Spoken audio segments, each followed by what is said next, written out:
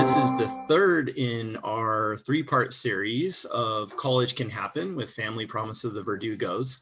In our first two sessions here in October, we covered financial aid basics. We talked about strategizing on how to pay for college, different funding strategies, and how to plan for that. And tonight, in our third session, we're going to actually be walking line by line through the FAFSA, the free application for federal student aid, the application that unleashes 99.9% of all financial aid at any college, university, community college, trade school, vocational school across the nation.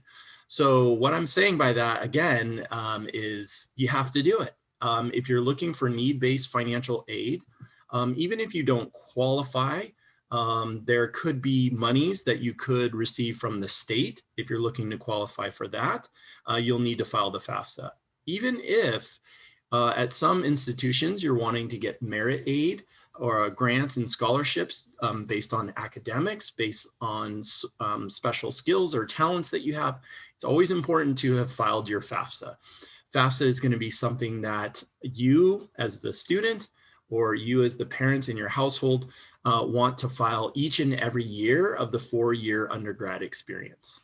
If you go on to graduate studies, whether that's a master's or a PhD, you're still going to be filing the FAFSA. So this form is going to be around. We talk about it a lot because students have to get used to it. This is just going to become a part of the process to not only getting into college and affording college, but then in subsequent years to continue to be in college as well. So tonight we're going to walk line by line through the actual FAFSA, taking a look at the 2021-2022 school year FAFSA. Okay, so that is for the school year beginning in fall of 21. Like we talked about in our first two sessions, a majority of the information that's going to go into the FAFSA is going to be based on tax data from 2 years prior. So tax data from 2019. Okay, so just to be clear, again, this is looking at past federal tax data, whether you filed a 1040, a 1040 EZ, whether you're self-employed and you file a business tax return. All these figures from income and assets are going to be based on 2019. There are going to be some questions that are based on current values. So the current values of cash, checking, savings accounts, any bank instruments, CDs, money markets, and so on are based on your current values as of the day that you sign the FAFSA. But I'll point that out as we move through the application.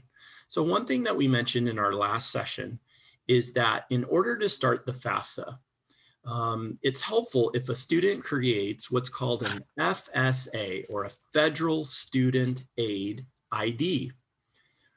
The student needs one, and then ultimately parents are going to need one. So you don't need an FSA ID for both parents in the household. You just need one for one parent, because ultimately when the FAFSA is complete and you're ready to submit, the student will sign with their FSA ID and one parent will sign with their FSA ID. The FSA ID will also be used for a tool inside of the FAFSA called the IRS Data Retrieval Tool. And I'll show that to you when we get to that section of the FAFSA. So this is an important username and password that is going to be connected to your personal identity and social security number. That's important to set up as you begin the FAFSA. So there's two ways to do that. You can go to fsaid.ed.gov, fsaid.ed.gov to set that up. You can create an ID there. Or there's a nice little link within the FAFSA as we get started, and I'll point it out to you, where if you begin to go into the FAFSA, it's going to tell you, hey, establish an FSA ID right now, because it's just going to make your life easier going forward. Okay, so let's begin the FAFSA. If you were to Google FAFSA, or if you were to type in the web address or URL for the FAFSA, you can type in FAFSA, FAFSA.ed.gov. And you should end up at a page that looks like this, right? So you know that it's an official website of the United States government up in the top left-hand corner. You see that. It's coming from federal student aid. This is the legitimate website. Anything else that doesn't look like this, you're on the wrong page, okay? Right there, smack dab in the middle in that dark blue section, you're going to see two buttons. If you filed the FAFSA before in previous years and you're a continuing student or a returning student, as they call it, you can simply log in. You would have your FSA ID from previous years. It'll be the same each year going forward unless you change the password. And you can log back in and do your FAFSA for the next year. If you're new, if you're applying this year for the first time for college admission and you're looking to complete your financial aid, you would click on under the question new to the FAFSA process, you would click on start here, okay? Once you do that, it's gonna ask you to log in, okay? And so when we complete the FAFSA, you have two options. You can log in as the parent. However, it is more helpful to be logged in as the student, right? So it's important for the student to create their FSA ID, right? So if we were to click on this button on the left, I am the student. If we click on that, it's going to ask us for our FSA ID login, okay? If we were to log in any other way with our name, our social, our date of birth, that could get us started, but it's still going to ask us to create an FSA ID. So again, it's super important that you just make this in the beginning. Be certain of your social security number, right? If you incorrectly input your social security when you create your FSA ID, it'll cause delays, okay? So make it right the first time, and then you'll be able to log in right here under the student, okay? So it's gonna ask for your FSA ID username or the email address or cell phone number that you used in creating the FSA ID, and then it's gonna ask for your password. But as you can see there, don't worry if you forget either, maybe 2 years from now, you've forgotten it, you can still retrieve it. So just like any other sort of logins that we encounter online, it's going to have a way for us to identify ourselves and retrieve those usernames and passwords. When you set up the FSA ID, it's going to ask you to establish a series of security questions. So make sure you know the answers to your own security questions, because 3 years from now, when you try to get your password and username, you're going to have to remember those. Once we logged in, oh, I should just say here, if you were to log in as a parent, it's going to ask you for the student's information anyways. That's why I was saying you might as well establish the student FSA ID and log in under them, because it is technically their FAFSA. Right. So just to be clear, again, a household is only filing one FAFSA per student. So if there's multiple students in the household that are going to college, you may have 1, 2, 3, there could be several, but it's one FAFSA per student. So again, to be clear, there is not a FAFSA for the student and a FAFSA for the parent. No, there's just the FAFSA for the student. The parent's information will go into it though, okay? So you could log in with personal identifiers, but again, to successfully submit the FAFSA, you're gonna need that FSA ID. Once you log in, it's gonna give you disclosure saying that, you know, it's gonna try to protect your personal privacy, that what you're doing on this website is for you and for you only, and that you're completing accurate, truthful information, right? And you're not engaging in criminal activity. So of course you're not. Once you accept, you're gonna come to this student information get started sort of homepage, if you will, where you'll have the ability to file or start your next year's FAFSA, right? So if you're a senior this year applying for fall of 2021, you're going to want to start a 2021-2022 FAFSA. That is your first year in college, right? So as you can see there, they also give us the option to file for this current year, right? So the reason that's there is they leave last year's open long enough for students who may need to start school in this winter semester, right? So you still have access to it, but I want to be clear that you don't start the wrong year's FAFSA. So again, if you're a senior wanting to start as an incoming freshman in fall of 21, you need the 21-22 FAFSA. And again, that's based on tax information 2 years prior, 2019, right?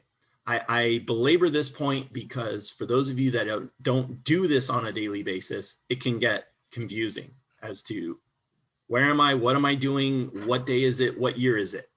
Yeah. Okay. So we're going to select the 21-22 FAFSA. The next thing it's going to have you do is create another layer of security by creating your own save key, so that if we were to stop filling out the FAFSA, save our application, and then come back to it later, right? It's going to ask us for this save key the next time we log in. So again, you're going to want to take down and record your FSA ID, username and password, and you're going to want to write down this save key. I typically tell students or parents to come up with something that is relatable to their student. Maybe they're into photography, right? So you make your save key photo 1. Okay. Just something that is memorable. It doesn't have to be crazy complex. After you create your save key, it's gonna take you to a help screen. Maybe before you get started, you have several different questions, right? It's okay if you don't read through all of these help sections.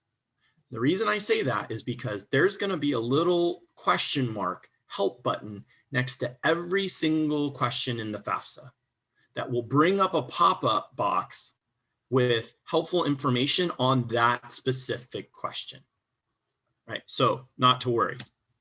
Okay, so what we're going to do tonight is we're going to go through the FAFSA line by line, assuming that we have a student who is filing the FAFSA as a dependent and is going to be reporting their parent income and assets, their parent data. They are a dependent student, meaning that they rely on the income and assets of their parents to support them. FAFSA considers you to be a dependent student until you are age 24, unless there's some unusual circumstances. You are an emancipated minor, so at age 18, you went through the legal process to emancipate yourself from your parents or separate from your parents and technically become a legal adult, right? In that case, then you could file as an independent student, okay? There's certain specific scenarios, right? If you're unsure as to whether you're a dependent student, right, there's going to be help boxes in the FAFSA to help you determine that, right? So once you start the FAFSA, if you look across the top of the web page, you're going to see the sections of the FAFSA. So it's organized across the top by student demographics, school selection, dependency status, parent demographics, and so on, all the way across the top. As we move through the application, you're going to move through each of those sections. So you can see that we start with the student demographics section.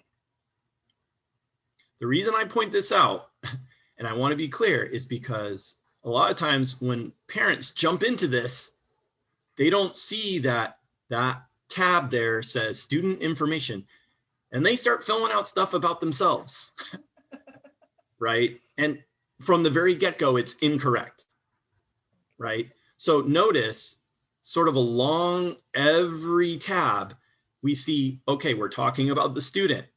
We're talking about the student. And then we get to parent demographics. Then we're going to switch to talking about parents. Then we're going to move to the parent financials. And then look, it switches to the student financials. So we always have to be aware of who we're talking about, right? So luckily, they've tried to make this clear. In past years, it just used to be input your information, input your income. Well, who is your? Is it me, the student? Is it them, my parents? Like, it was very confusing. So luckily, we've tried to make this as simple and streamlined as possible. So we're talking about the student. We're going to put in their social, your first name, your middle initial, right? And your last name. When you set up your FSA ID and when you do your FAFSA, your legal name has to match with your social security number. So no nicknames, nothing that you want to be called by. It has to match exactly, right? If it does not match exactly, you are filing an incorrect FAFSA, you're going to have to start all over, right? Sometimes people have hyphenated names, right? But you got to check and make sure that that hyphenated name is what is on your social security card, right? It has to be your legal name. And if that hyphenated name is too long and doesn't fit into the last name box, you have to type your name until it stops you. And that's it. So if I'm Anderson Schwartz, and that's too many characters, wherever it stops, that's my last name. Okay. There's definitely helplines that you can call for FAFSA. And you'll find that on the FAFSA website where you can actually talk to a human being if you have questions about this. But sometimes people start panicking about that kind of stuff, right? So you just have to type out your last name until it stops you. Okay. You're going to put your date of birth. Then the next section is going to ask you for your email address and to confirm your email address.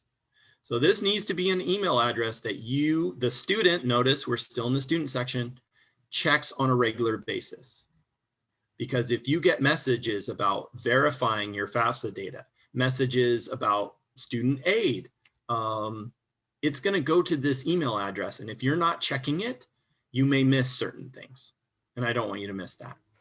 Your telephone number, that could be a student cell number. Then it's going to ask you for your permanent mailing address. Okay. Our example, we happen to live in Iowa, right? But again, just make sure that your address is correct, right?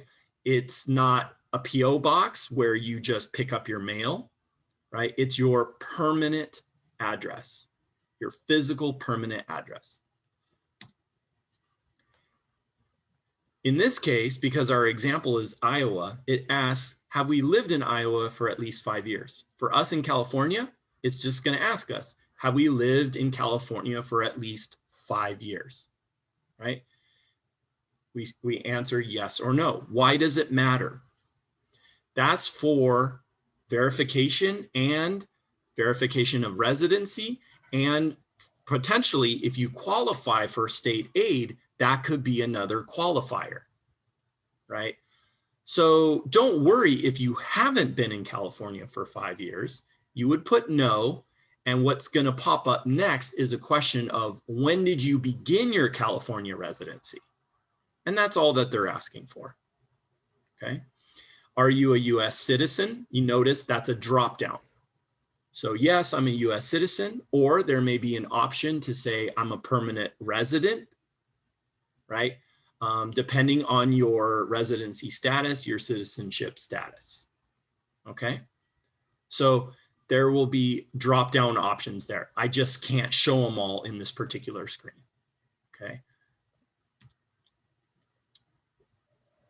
Once we've established that, it's going to give us a message. Hey, great, you're eligible for student aid. You're a resident of the state and you are a US citizen or you're a permanent resident. You meet the qualifiers, right? Like we talked about before, if you do not have a permanent resident card, if you're undocumented, you will not be able to get federal student aid, but you still may qualify for state aid and aid from colleges and universities. Next screen, it's going to ask about the student's high school status. Okay.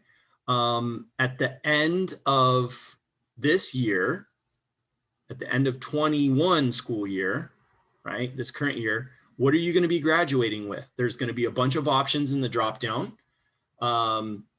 We're going to assume that we're going to successfully graduate. And so we're going to have a high school diploma, right? When we start in the fall of 21, what's the first degree that we're going to be working on? Well, we're going to be working on our first bachelor's degree. Okay. Will we have our first bachelor's degree when we begin? No. No, we won't. We just graduated high school. So that's a no. They're trying to give every possible option for any kind of student, right? And then what will be your college grade level when we start in the fall of 21? We're going to have never attended college. It's going to be our first year. Okay. Now, in high school, even if you were in dual enrollment classes, you took a couple of community college courses, you got high school credit for it, you've technically never attended college. You weren't working on an AA degree. You weren't like beginning as a transfer student at community college. You were still technically a high school student.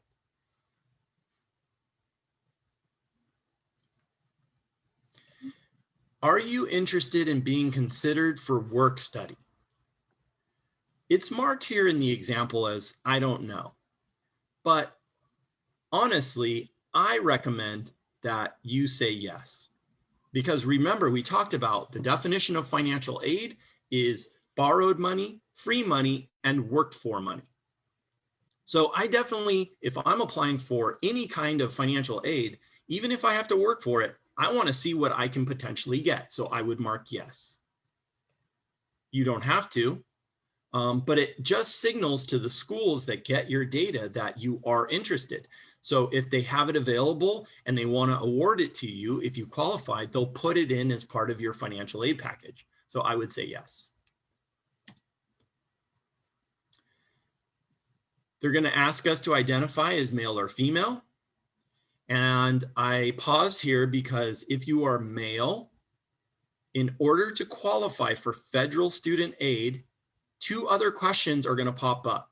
In order to qualify, you're going to have to register for selective service, okay? Or the military draft, right? So a lot of times people will be like, well, I don't want to go to war. Of course not. Of course you don't, right? But it's a stipulation of the federal government that at 18, you have to register for selective service, right? In order to get federal aid. So you can do that through FAFSA. You can say, no, I'm currently not. I'm a senior in high school, still haven't registered. And then FAFSA will ask, well, do you want to be registered? It can happen through the FAFSA. And you would mark yes, right? It will then register you for selective service and then make you eligible for federal student aid if you qualify. If you object, you would mark no, I'm not registered, and no, I don't want you to register me, but there will be a pop-up that says a little disclosure about, look, you may not receive federal funds.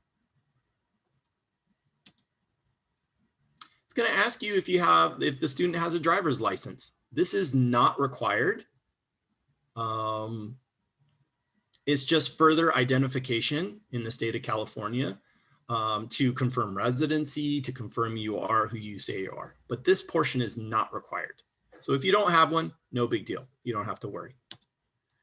It's then going to ask you, were you ever a foster youth or in the foster care system, right?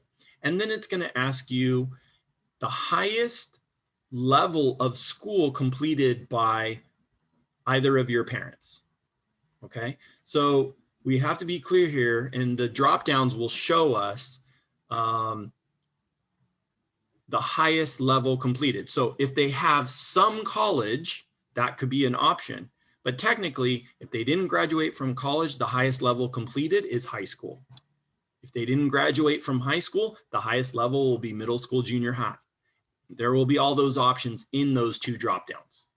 So in this case, parent one, they completed high school, didn't complete college. Parent two completed college, maybe even beyond. Maybe they got a master's or a PhD, right? So they want to know the educational level of the parents, okay? Then we move on to the next section, right? We've moved on to the second section in the FAFSA, the school selection. So it's going to have us search for and look for our current high school. So we're going to type in the name of our high school, the city that it's located in, right? The state, and we're going to click that blue search button at the bottom. And it's going to look for through a long list of schools that have similar names, right? So for example, those of you in Burbank, John Burroughs High School, there's a lot of John Burroughs high schools around the nation, right? And there may be even several in the state of California. So it's going to search for it, filter for your school in Burbank. So in this case, this person that was typing in West High School, there was numerous West High Schools in Iowa. And then you can select your actual school from the list. Okay. Once you select it, right, it'll put it in as your high school, and then it's going to ask us, which colleges do we now want to have receive our FAFSA information once we complete it? Okay, so I'm going to pause here for a second and again remind you, like we talked about before, that the FAFSA allows you to input 10 colleges at a time. So if you have a college list, if you're thinking about applying to more than 10, right? Say you got 15 on your list, we're going to have to file it first with the first 10 that you want. We're going to have to submit it. And once it's successfully processed, you're going to have to come back to FAFSA, file a correction, come to this spot and take out 5 of your schools and put in the remaining 5 and submit it again in order to get that information to all of your schools. So if you had 20, 30, 40 schools that you were applying to, you would have to come in multiple times and remove schools, put in new schools, submit, come back in, remove schools, put in new schools, submit. You get the idea, only because it can handle 10 at a time. If you only have 9 schools on your list, good. You got them all in, they fit in the 10, you're good. You'll only have to file it once. So you can look for the schools by their location, what state they're in. You don't have to know the city, that's optional. And it does help to know the school's name, and you definitely will know the school's name. And that way you're not looking through every college in that state, right? Some schools, I should just tell you, don't come up as abbreviations. So for example, if you wanted to put in UCLA, it may not search for it and find UCLA. You may have to actually spell out University of California, Los Angeles in order to find it. So a lot of times students will start freaking out because they put in SDSU and it's not coming up. I can't find it to report it to FAFSA. Well, you got to spell it out. Just a little tip there. Once we look for a school and we find it, we're going to click that little box in order to select it. And then at the bottom of the page, you'll see add more schools. And I click that button, it will take me back to the search and I can just keep adding until I've got my 10 in there. Then for every school that we add to our list, it's going to have us go through each school and give what our housing plan is for that campus. So from the drop down, we're going to be able to choose on campus, at home, off campus. Maybe you're just going to rent an apartment. Okay. So we're going to select our housing plan for each of those campuses. If you put or select a community college, right, there is no on-campus housing, right? So you're going to have to select off-campus or with parents. So just be aware of what your options are at each kind of college. Now we're going to move on to the next section at the top, the student's dependency status. Okay, they're going to ask you, what is your marital status? Some students are married, and they would mark that from the dropdown. Most students are single, so they're going to mark I'm single. And then there's going to be questions about, do you have dependents? Meaning, do you have children that you are financially supporting? At least more than half of their support comes from you. Okay. Do you have dependents that are either living with you or are not living with you, but you're still providing financial support? So yes or no to those questions. Most students, that's no. And then it's going to provide us a list of other dependency questions. Again, like we talked about before, are you an emancipated minor? Are you in active military duty? Are your parents deceased? Are you a ward of the court? What the FAFSA is trying to determine here is, based on your age and based on these qualifiers, are you a dependent or are you independent, right? And for most students, none of these apply. So they're going to be a dependent student. It's going to ask whether we were at risk of being homeless. Most of the time for most students, that's no. If you say yes, it's going to populate more questions that is going to help qualify your level of homelessness. Were you in a shelter? Were you in transitional housing? Questions like that.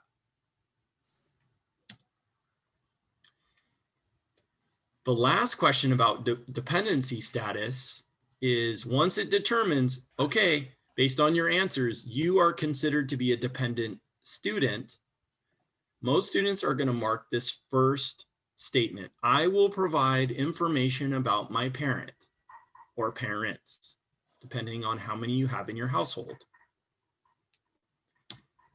Notice at the top we've moved on to the next section. Now we're talking about parents. Okay, now this all applies to parents.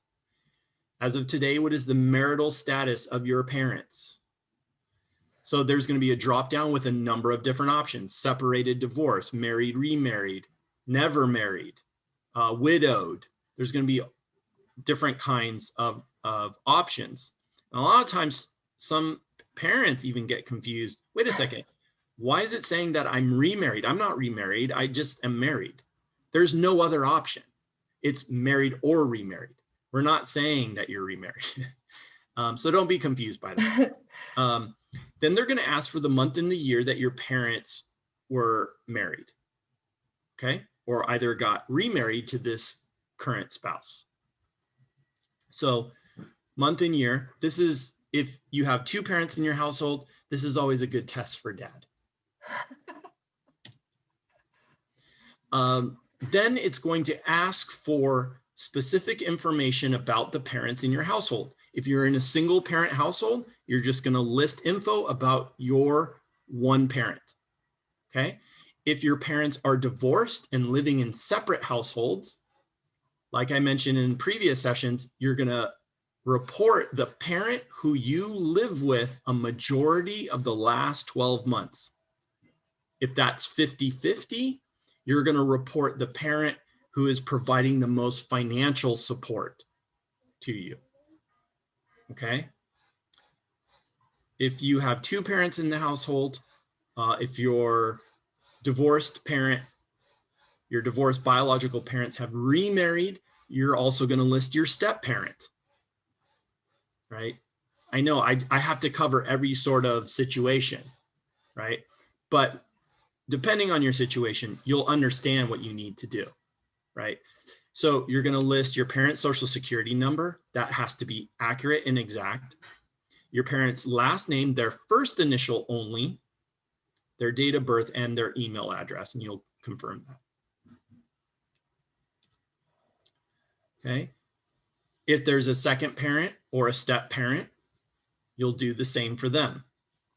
Okay. Then it's going to ask, have your parents lived in this state for at least 5 years? Again, residency questions. And then it's going to ask you about your household size. So after you put in your parents, it will tally that up. So let's say we put in mom and dad. So we have 2 parents. It's going to count you as the student. So far we got 3 in the household. And then it's going to ask, are there other children in the household that your parents provide support for? So maybe you have a sibling. Depending on the number, you would put that number there under that question. And then some households have grandma and grandpa living with them, aunts and uncles. Whatever that household situation is, if your parents provide more than half of their support, they're counted as a household member, even if they're adults and they're not being claimed as dependents on a tax return. They're still part of the household if your parents are providing at least half of their support. Okay. So you could be in a situation where it's you, mom and dad, but there's also grandpa and grandma, and your parents provide portions of their income for them.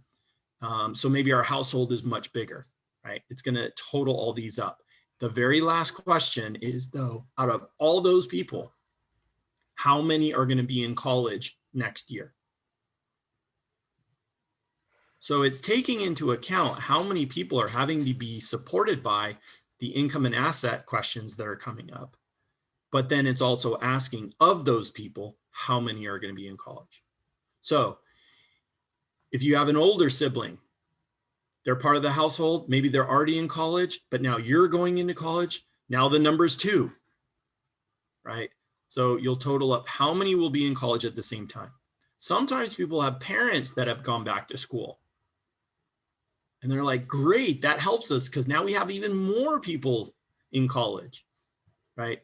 Sorry, they don't count your parents. So just dependent students, not parents who have gone back to school. Then they're going to ask your parents for 2019, remember 2 years prior, have they completed their tax returns? Majority of people at this point have, unless they filed for extensions and they're waiting to get stuff back from their accountants or whatever. But most of us at this point now have filed. So we're going to mark already completed. And then it's going to ask us what type of return did they file. There's going to be a drop down with different versions of federal tax return forms that they can select. Most people end up filing a regular 1040. Some of us with less complicated tax situations can do a 1040 EZ. That's an option. Okay. So if you don't know, if you look at your parents' tax return, it will say on the top left-hand corner, it will give the form number. Is it 1040? Is it 1040 EZ? You'll be able to find that. Okay. Then it's going to ask what kind of return, what was their filing status for 2019? Did they file single? Did they file head of household? Married filing jointly? Married filing separately? There's going to be all these different options. That can also be found at the top of your parents' tax return as well. Now, this next section is a nice little tool that has been incorporated into FAFSA in recent years that allows you to pull all of your parents' tax data and populate the FAFSA. So you don't have to go line by line through your parents' tax return and input numbers, right? That way you don't have to decipher a tax return. You could link up to the IRS and pull their 2019 tax data with this data retrieval tool right into your FAFSA. But guess what you got to have in order to do that? Your parents' FSA ID, right? So If you made one for your mom or for your dad, remember, we only need it for one parent, right? We could click link to the IRS, right? We'll click that button, right? And then it will take us, and the reason I don't have this is because it will take us to a separate website where we'll be able to put in the information about our parents' tax return, their name, their social, their address as it is on their tax return, and we'll be able to transfer that 2019 tax data right into our FAFSA. Okay. And all the data that is transferred in the next several sections, we won't actually see the numbers, but in the boxes, it will say transferred from the IRS. It's very, very helpful if we do this, because then that tells your colleges that those are the legit numbers that they're looking at, and will save you from potentially having to verify your tax returns with them, right? So if you go through and don't use the IRS data retrieval tool, sometimes we can't because sometimes we've had identity theft, we've had fraud on our tax returns. And so it will keep us from being able to access that IRS data. The IRS is sort of locking it down in order to protect your parents. If for some reason you can't transfer in the data, you're going to have to manually enter in these numbers from the tax return. And that's going to trigger the school saying, oh, they didn't use the data retrieval tool, so we're going to trust that the numbers are accurate. But in the end, they're probably going to ask for copies of your parents' tax return, or they're going to make your parents get a tax transcript. Right? It's a process called verification. So let's say we didn't enter in the data retrieval tool. We couldn't use it for some reason. It's going to ask us for our parents' adjusted gross income. Remember what I said in the beginning, that the FAFSA is nice in that it's going to direct us. If we have to manually enter everything, it's going to direct us to, where do I find this number on the tax return? It shows us right there, right after the question. This amount is found on the 1040 on line 8B. So all we would have to do on the tax return is go to line 8B, put that figure in there. If we still were unsure about that, we could click on that little circle that has the question mark in it, and a box would pop up and would give us helpful information about, what if we don't have that 8B? What if my parent filed a completely different form? It's going to give us help. Okay.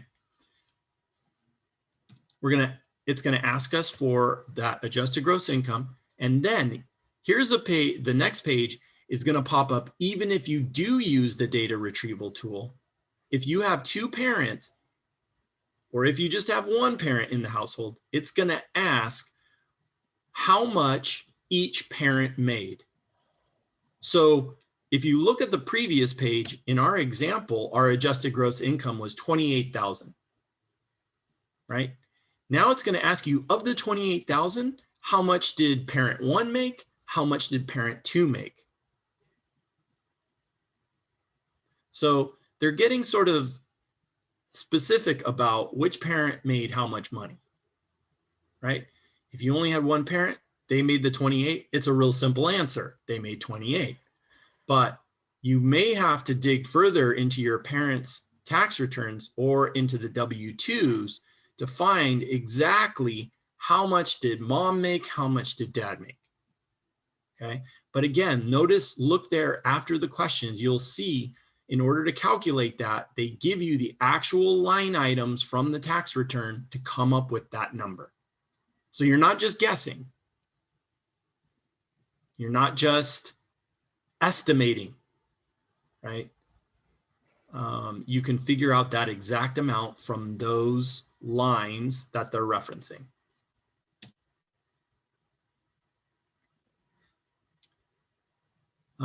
It's going to ask if your parents filed a Schedule 1. That's a schedule in the tax return.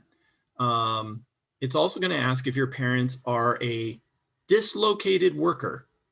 This is an interesting question because a lot of times parents are like, well, I'm unemployed. Sounds to me like I'm a dislocated worker. No. You have to click on that little link. It will give you a definition of what dislocated worker means.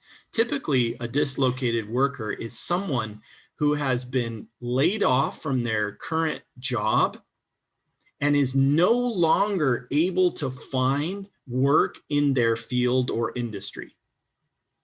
So it's not just like a temporary unemployment. It's not because you're searching and just haven't found a job yet. No, dislocated means there's no work in your line of work or field anymore. So it's a very specific definition. You could click on that and link and see what that actually means. Then there's going to be some things if your household qualifies for any of these assistance programs that you would want to check off. So if your parents get Social Security income, if they get Medicaid, if you qualify for free lunch at school, you would be checking these programs off, right? Why does FAFSA want to know this? Why does colleges want to know this? Not trying to be nosy, but they want to see if you're already qualifying for certain assistance programs, you're more likely to qualify for federal student aid as well, right?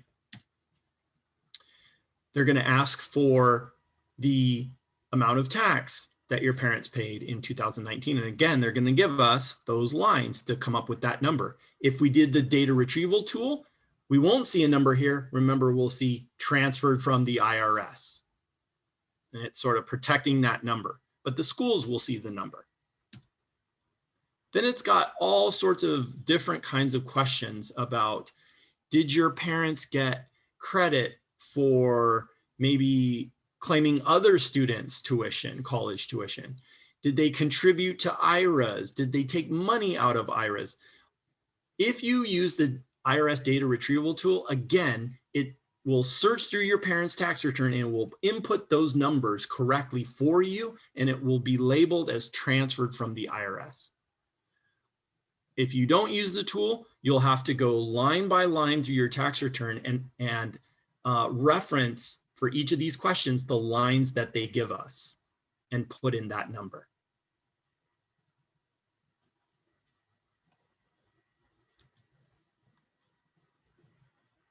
They're going to ask about child support if your parents either receive child support or paid child support. Did they qualify for other need-based employment programs, right? Maybe you have parents that or siblings that have gotten fellowships or other assistant programs. These are sort of rare and few and far between, but again, FAFSA is trying to cover their bases. Okay. If you have parents who are veterans, parents who have untaxed income, there's going to be questions about that. I can't really go through each of these questions because it really is on a case-by-case basis. So we're still talking about, you notice we're still talking about parent financials, okay? If your parents make low enough income, it will ask if you want to skip the questions about assets. So basically, they're going to give your parents a break. They're not going to ask them to report assets if their income is low enough. Sometimes there will actually be a number there asking, do your parents have more than 8,500 in assets? If not, you would just say no, and you would skip all these questions. If they have more than that, then you would have to say yes and then answer it. And if so, it's going to ask for parents' current balance. So current as of today, not 2019, but as of today, when you submit this, what is the balance of their cash, savings, and checking accounts? Do they have investments that are non-retirement? investments in other real estate, not your primary residence. That's that second question. And then if your parents are self-employed and they own a business, they only have to report the value of their business if they have more than 100 full-time equivalent employees. So most parents are self-employed and it's just them, right? Or maybe a couple of other workers or independent contractors. In that case, they don't have to fill out the value of their business. So that would be a 0. Now we've switched over, we switch back to student information on the student financials. Now they're going to ask you, the student, have you completed a tax return for 2019? Some students have because they worked. They got a W-2, they earned a paycheck, and they're required to file in order to get a refund. Most students don't make enough to file, but often students file anyways to get back as much as possible, right? So again, just like what you did with your parents, you're going to put in what type of tax return you filed. You probably filed as single. And again, for you, you can also link to the IRS data retrieval tool if you filed a return, right? And again, you'll use your FSA ID to connect to the IRS, and you'll pull in or transfer your IRS data from 2019. Now, if you didn't file, and a lot of students don't, in that first question in the dropdown, you're just going to say, not going to file. It's going to ask us then, even though we said not going to file, right? It's still going to ask us, how much did you make? 0, right? So you can put a 0. It's going to ask us, how much do you earn from work? 0. How much do you pay in taxes? 0, right? So only if you use the IRS data retrieval tool is it going to actually pull in these numbers and populate it for you. And again, it will say transferred from the IRS, okay? It will ask you though, how much you have in cash, savings, and checking. So maybe you're like, you know what? I don't have any money. My parents put in 20 bucks whenever I need funds, okay? As of today, if you had $14 in your checking savings account total, that's what you're going to put, 14 bucks. Okay. If you actually have investments, good for you. Then I don't know, maybe you've invested in something online. You know, you have an online investment account and you bought a share of Apple or something like that. You have to put the value in that second question. Okay. Most students don't have their own business, so they put 0 on that third question. And you certainly probably don't have more than 100 employees. We're at the end. We did it. We completed the FAFSA. It's going to ask us if we had a preparer do it for us, right? We're going to say, no, we did it ourselves, right? Now we're going to move on to the sign and submit. I should say that at this point, anywhere through the FAFSA, if you needed to log out and leave, you can always save it and exit. Come back in, log in, use your FSA ID. You got to remember that save key, and it will take you right to where you left off. Okay. So you notice here our application was successfully saved. Now we're going to move on to the sign and submit. But the first thing that it's going to do is it's going to generate this long list of everything that we put into the FAFSA. It's like looking at the entire thing on like a PDF. You can print it from there. You can double check your information, right? It's going to go through every section and show it to you.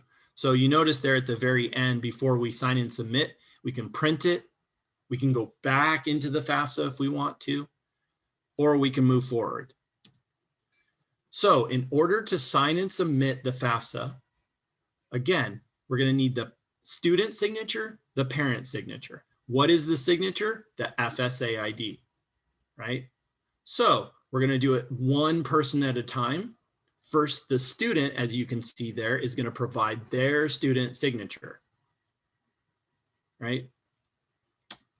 So it's going to give you disclosure and ask, do you agree with all this? You're going to mark agree.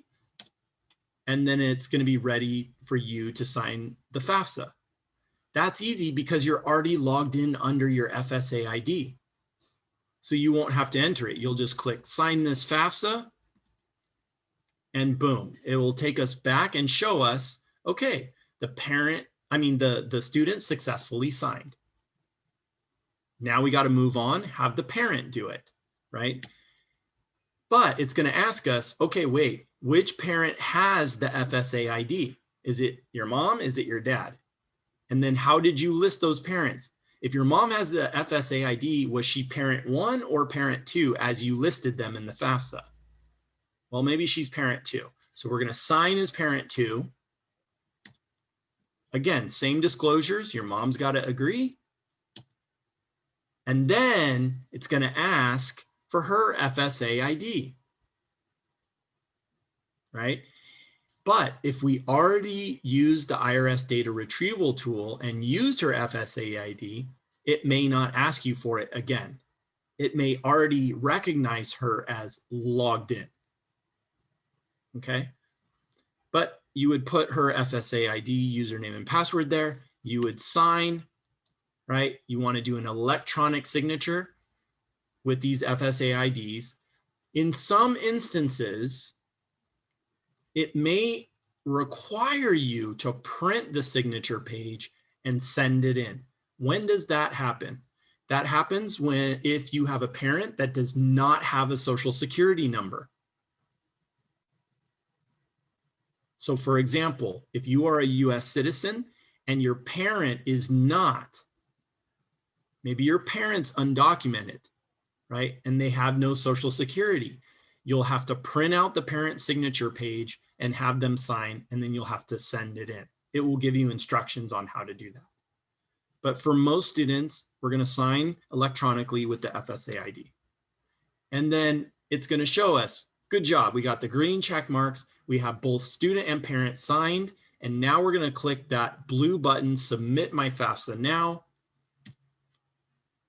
And congratulations, we did it. I had to split this, but on one page, it's going to show you, okay, you successfully did it. It's going to process and look. Remember we talked about EFC, expected family contribution? Yeah, it's going to calculate based on the data we just entered what our EFC is. So take a look at the second picture on the right. Estimated expected family contribution. For this example, our EFC is $2,592. So it's already going to give us an estimate of, okay, of the 10 schools that we're reporting this data to, they're going to see, oh, EFC is $2,592. Then underneath that, it's going to list as a summary all the schools that all the colleges that we listed as wanting to receive the data. In this case, it's just 1, but you can have up to 10. So at that point, you've technically submitted. I mean, we went through it in an hour. What time is it now? 7:02, you did it. Yeah, in an hour.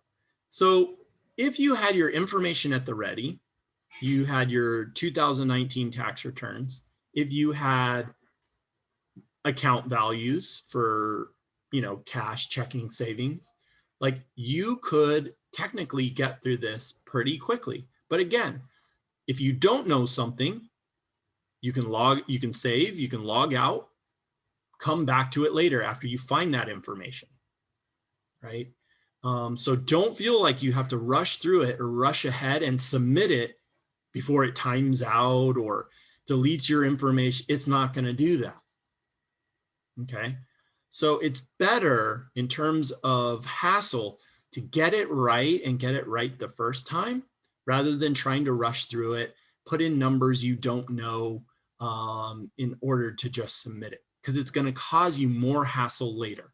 But the last thing I want to say is that if you do something incorrectly, it can always be fixed. So we can log back in, and once it's processed, what if we go, oh my gosh, I made an error. My parents told me the wrong number, or my social security number is wrong, or something is not right. I left off my apartment number or letter, right? Unit number. We can file a correction. We log back in. There will be a link to correct it. It will have us go through all of our information and look for what we want to correct. And then we would resubmit it. That's the FAFSA. It's not that scary. It's not. It's not. And thanks to technology, even though sometimes technology can be painful, the point of putting this online and streamlining it is to make it as efficient and organized and easy as possible, right? And like we mentioned in previous sessions, if you are applying to private colleges or universities, once you've done the FAFSA, those schools you'll need to check may also require you to file the CSS profile. And while that can still be done, it's much longer than the FAFSA, probably 4 times as long, with more detailed questions. So just know to be on the lookout that you may need to file that. It will also ask you to upload copies of tax returns, W-2s, 1099s, because private schools want to see more household information than what the FAFSA is doing. But every school is going to want the FAFSA. So we've knocked out a huge task for financial aid. Okay. Yeah. So in the state of California, remember that the deadline to file your FAFSA and be eligible for Cal Grant. Remember, we talked about Cal Grant. It's your GPA and filing the FAFSA that's going to be looked at. You've got to do it by March 2nd if you qualify. You do it the day after, sorry, it's too late. So again, another reason to get going on this. You think, oh, I got plenty of time. That's March. Time flies, especially when you're busy applying to colleges. So if you're a student, if you're having to do this on your own, if you're a parent and you're navigating this for the first time, if you're a parent and you have a unique situation, scenario, you've got some questions, you can always reach out to Christina. You can reach out to Family Promise of the Verdugos.